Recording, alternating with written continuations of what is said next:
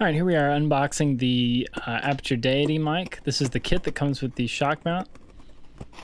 So first we have our dead cat, which is nice and fuzzy. It seems pretty good. Does not have any interior support, so you do have to put it over the foam windscreen. We'll test that out in just a bit. Next we have the cleaning kit, which is kind of nice to have. Comes with a nice little brush, as well as some gloves and a cleaning wipe. All right, here's the shock mount. Oddly, it comes in the box with no kind of support, but it's pretty sturdy, so I'm not really worried about it. It's a nice Rycote shock mount. Does not come with the XLR, so you will have to, make yourself a short XLR to connect from your boom to that if you're going to use it that way. And now here's the actual mic. Comes in its own box, and then within that is its own case, which is pretty nice. It feels pretty sturdy. It comes with a few stickers and manuals and that kind of thing, obviously.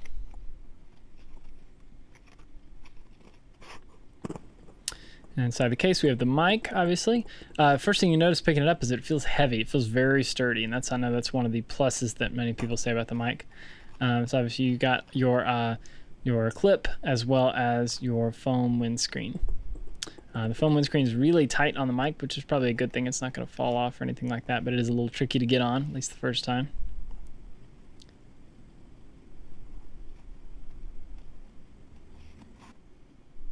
So there it is in the shock mount. Feels nice and sturdy in there. It's easy to get in and out, but definitely not going to fall out anywhere. Now let's check out this windscreen. So we put this dead cat on here. It looks nice, feels okay.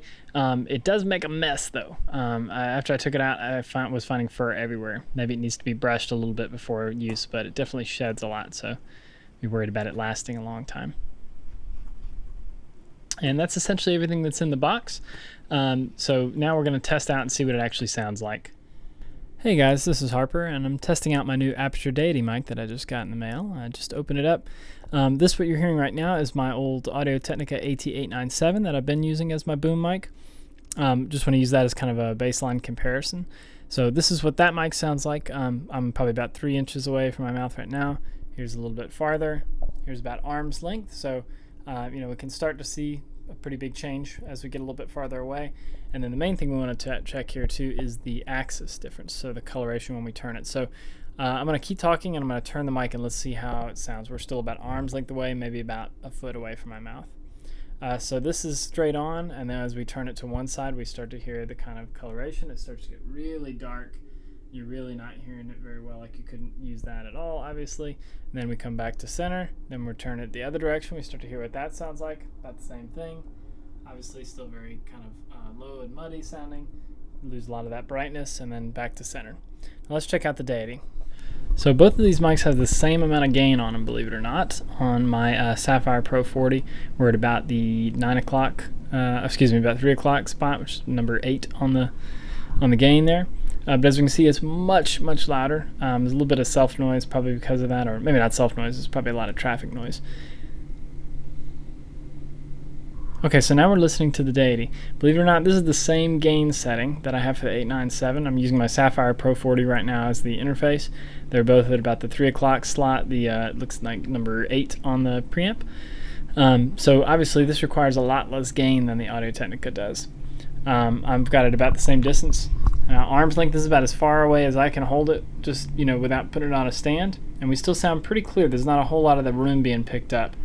As we get closer, obviously that's going to get even louder and less background noise. Let's check the off axis on this one. So I'm going to keep talking as we turn it. So I'm going to turn to one side, and we see that there's still only a little bit of coloration, although it's starting to get worse. Okay, now we're obviously way off, so it sounds pretty bad. But as we get closer, see, even when I'm not 100% on, that's not too bad. So that's definitely an improvement from the AT. And then obviously straight on is best. And then same to the other side, just to see. Check. We see how it gets darker, and now we're all the way 90 degrees off axis, and then back all the way to me. So we can tell this mic needs a lot less gain, which is nice. I'm in a pretty noisy environment right now. There's a lot of traffic outside, so you're going to pick up some of that noise. But let's see if we turn the gain down to kind of a reasonable level. Let's see, is that a little better? Yeah, okay. So yeah, we can see it sounds a fair amount cleaner than the 897. So let's just do kind of a back and forth on those. So I'm going to hold them next to each other. So this is the Deity right here. So I'm talking into the new Aputure Deity microphone. This one's set at a good bit lower gain than the AT, but it looks like about the same volume level. Now let's switch to the 897. This is the 897. So much higher gain, but about the same volume level we're getting on that. Sounds a little less bright. We get a little bit less detail, I think, on that, it sounds like to me. Yeah, so that's my kind of quick comparison of the two mics. I hope that helps you make a decision. I'm just getting out of the box, so I'll have to post some more thoughts once I get a chance to actually try it out in the field. But so far, that's the Aputure Deity. Also, let me do a quick test too with the foam windscreen and the dead cat that came with the Aputure, just to see how that sounds. So let's try those out real quick. So this is just without anything on the mic, obviously. So just perfectly clean indoor environment. Let's try it with the foam windscreen.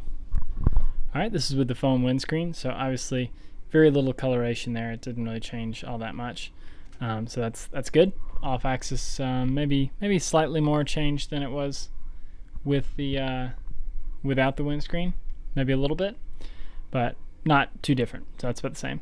Now let's try it with the dead cat attachment.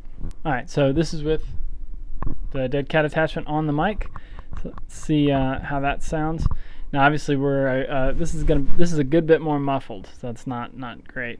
Maybe something like a Rycote, a Zeppelin would work a little better, so that the mic isn't so jammed up right against all the kind of fuzz there. But let's see. I'll maybe try it outside later, but let's see how it does with just kind of some blowing on it, some wind noise.